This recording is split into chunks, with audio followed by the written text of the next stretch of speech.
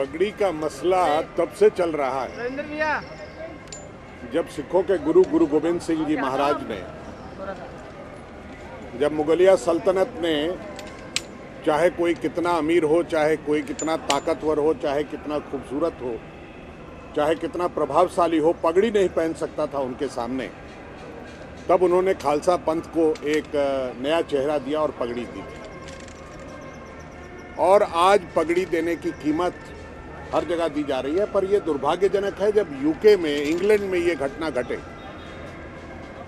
Second world war के बाद Winston Churchill ने अपने भाषण में कहा था कि इन पगड़ीधारियों के कारण ही आज इंग्लैंड में हम सुरक्षित बैठे हैं, क्योंकि सेकेंड वर्ल्ड वॉर में ब्रिटिश आर्मी में बहुत सिख जवान थे जो सारी दुनिया में जाकर उन्होंने उनकी जंग लड़ी थी।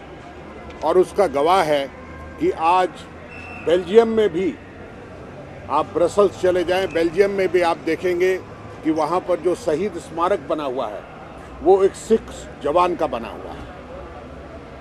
इसलिए पगड़ी के लिए, और ख़ास करके जब फ्रांस ने एक कानून बनाया कि कोई भी धार्मिक चिन्ह, एक्चुअली वो बना था कि बुर्का पहनकर या स्कल कैप पहनकर कोई नहीं आएगा। रोम के एयरपोर्ट पर दिल्ली सिख गुरुद्वारा प्रबंधक कमेटी के अध्यक्ष की पगड़ी उतारकर सुरक्षा करने की बात कही गई, और उन्होंने जब इनकार किया तब वो भारतीय दूतावास की तरफ से हस्तक्षेप होने के बाद। और सबसे बड़ा दुर्भाग्य ये है कि एक पगड़ीधारी भारत का प्रधानमंत्री हो और वो अपने पगड़ी का स्वाभिमान की रक्षा ना कर सके, ये सबसे बड़ी दुर्भाग्यजनक बात है। और मैं समझता हूँ कि सरकार को तुरंत ब्रिटिश सरकार से बात करनी चाहिए कि इस तरह की चीज़ें बर्दाश्त करें। The issue of turban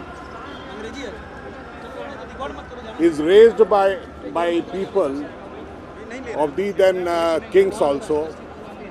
When Aurangzeb was there and Mughal period, when you can't wear a turban, whether you are a rich man or a strong man or you have fair complexion or whatever you are, but you can't wear a turban before a Mughal officials.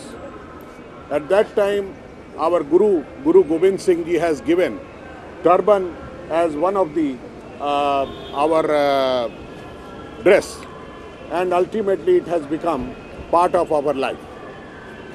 So turban issue was raised time and again in Europe, and they want to compare the turban of Punjab, of turban of Afghanistan.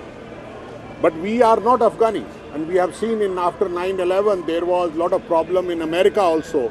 They treated that these Sikhs are Afghanis, but we are not. We are Sikhs and we are Indians. And just to protect our turban, you know, Winston Churchill after Second World War, he said, due to this turban, people in England, English people in England are safe. And their general, army general, he also praised.